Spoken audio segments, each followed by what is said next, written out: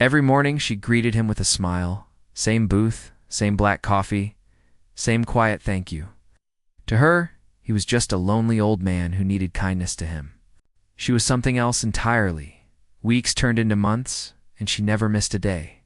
Until one afternoon, the door opened, not with his frail hands, but with 4 men in suits, lawyers, bodyguards.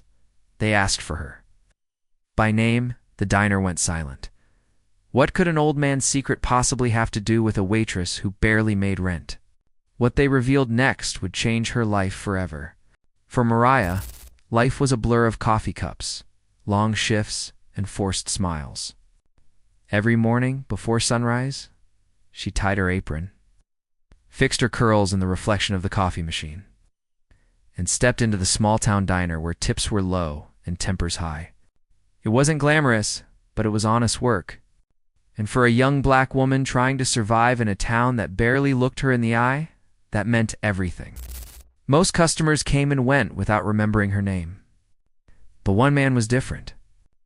An older gentleman, quiet and polite, always sat in the same booth by the window, the one that caught the morning light. He wore the same gray coat, carried a small notebook, and thanked her like her kindness actually mattered.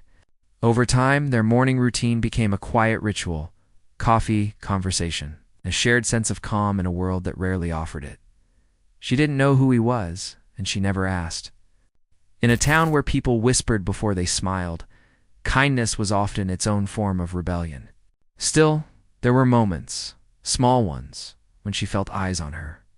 From customers who wondered why a young black waitress cared so much about an old white man, from a manager who joked that she was chasing tips where they didn't exist, but Mariah ignored them. She believed that decency didn't need a reason. What she didn't know is that her kindness had been noticed. And soon, that quiet booth by the window would become the center of a story that would shake her entire town. The day the men walked in, everything about the diner shifted. Their polished shoes clicked against the cracked linoleum floor, her black suits and mirrored sunglasses a strange sight in a place that usually smelled like bacon grease and burnt coffee. The chatter died. Even the jukebox seemed to pause mid-song. Mariah was behind the counter, pouring coffee for a truck driver when she heard one of them say her name clearly, deliberately. Mariah Jenkins. She froze. The cup overflowed, hot liquid burning her hand, but she didn't even flinch. Everyone turned to stare. In a town like hers, attention like that never meant anything good. "Yes," she said softly.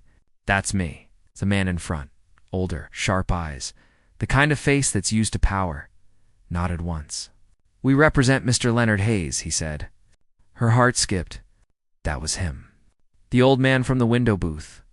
But he hadn't been in for almost 2 weeks. She'd assumed he was sick, or maybe had moved to a care home. The lawyer continued. "Mr. Hayes passed away 3 days ago." Gasps filled the diner. Mariah felt her knees weaken. He'd been kind to her, gentle in a way few ever were. The news hit harder than she expected, but what came next made the room spin. Before his passing, Mr. Hayes left specific instructions, the lawyer said. "You're requested to come with us, immediately." The diner owner stepped forward, scowling. "What's this about?" "She's working." The lawyer didn't even look at him. "It's a legal matter." Mariah's hands trembled as she untied her apron. She followed them outside, where a sleek black car waited, so out of place among the rusted pickups and dusty sidewalks. People watched from the windows, whispering. The ride was silent. She stared out at the passing fields, mind racing. Why her? What could she possibly have to do with a man she'd only served coffee to? When they arrived at a large gated estate on the edge of town, she realized who Leonard Hayes really was. The name she'd seen on mail envelopes, the logo etched on nearby factories, it all clicked. He was the owner of half the town's land. Inside the house, the air smelled like leather and age. Family portraits lined the walls, all white faces. The lawyers led her into a room where 3 people were already seated. His children. Their eyes cold and sharp. One of them, a woman with perfect posture and a perfect scowl, spoke first. You must be the waitress." The word dripped with disdain. "We've been waiting for you." Mariah managed a nervous nod. "What's going on?" she asked quietly. The eldest son smirked. "Our father left something for you," he said. "And frankly, we'd like to know why." Mariah's chest tightened. In that moment, she realized she wasn't just out of place. She wasn't welcome. The lawyer unfolded a letter sealed with wax. This was written 2 weeks before his death. Looked at Mariah. "It's addressed to you." Every eye in the room was on her as he began to read. But the words that followed would ignite storms she could never have imagined. The lawyer's voice trembled slightly as he unfolded the letter. "It began simply to the young woman who reminded me that kindness still exists." Mariah's eyes widened. The room grew so quiet she could hear her own heartbeat. Leonard Hayes wrote about how he had come to that diner every morning.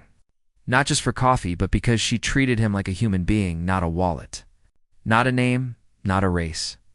"I saw in her," he wrote, "a strength this town has long forgotten, the kind that doesn't ask what color your skin is before offering warmth." Then came the part that turned their polite tension into fire. He left her his home, not just the house, the land, the title, everything attached to it. The eldest son shot up, face red. "This is absurd. That property's been in our family for generations." His sister's voice cracked. "You're giving it to her?" "A waitress?" The words stung. Her. Not even her name. Just her. Mariah's hand shook as she stared at the letter, but not from greed, from disbelief. The man she'd served coffee to had seen her worth when no one else did. The lawyer continued. "Mr. Hayes also requested that this estate be turned into a community shelter and education center, managed by Ms. Jenkins." That was it. The dam broke. The son slammed his hand on the table. "Over my dead body? My father must have been manipulated." He turned toward her, voice venomous. "You people always find a way, don't you?" The room froze. Those 2 words, "you people," hit harder than anything else.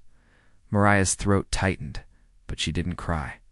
She stood tall, clutching the letter like a shield. For years, she'd been invisible, spoken over, dismissed. But right then, in that echoing silence, she realized she didn't need anyone's permission to belong. The lawyer cleared his throat. "The will is legally binding." The son glared, trembling with rage. And Mariah, she just whispered, "Then I'll make sure his kindness lives on." The storm had begun.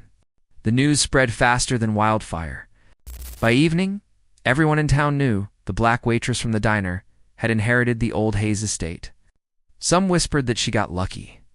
Others said she didn't deserve it. And a few, the loudest few, said what they really meant, that someone like her had no place owning land that had once belonged to white hands. Mariah didn't respond. She didn't post statements, didn't defend herself. Instead, she went back to that quiet booth by the window, the one where it all began. She sat with a notebook, the same way he had, and started planning. Months passed. The estate transformed. The dusty halls were repainted, the rooms filled with books, laughter, and warmth. The old dining hall became a classroom. The barn turned into a food pantry. Children from every part of town came to learn, some whose parents had once refused to sit beside her at the diner, and though she never said it out loud, every act of kindness she offered from that house was a silent promise. His kindness won't die here. But the truth is, her story wasn't just about inheritance, it was about something much deeper. About how decency shouldn't depend on color. About how a simple act, pouring coffee, smiling, showing grace, can ripple into something powerful enough to challenge hate itself. Still, even as the town began to change, not everyone learned. Some still muttered, some still looked away. But they couldn't erase what had already happened, a moment when compassion outshined prejudice. And the world saw what dignity looks like when it refuses to bow. Because sometimes change doesn't start with marches or speeches. Sometimes it starts with one person who chooses kindness in a place that forgot how. So, the next time you see someone overlooked, someone dismissed, ask yourself, will you walk past, or will you sit down, offer a cup of coffee, and start the change yourself?